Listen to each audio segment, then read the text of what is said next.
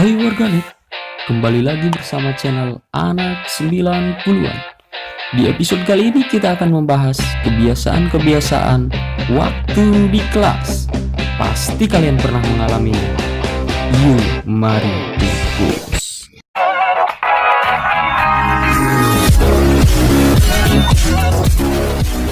Oke guys, kita akan membahas kebiasaan orang dewasa ke-90-an. Sadegel-degel na aing di sekolah can pernah make kaos kaki layar di karetan. Ayo ngaku, pasti kalian pernah kan? Sadegel-degel lain di sekolah, can pernah yang pakai sabuk dari sepatu.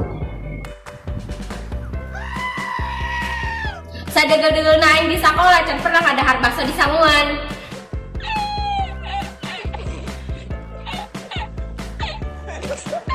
Sadegel-degel na aing di sekolah can pernah hegeran hukulkan lamun keur belajar. Sadegel-degel di sekolah, aing kan pernah coba-coba kabaran kolot.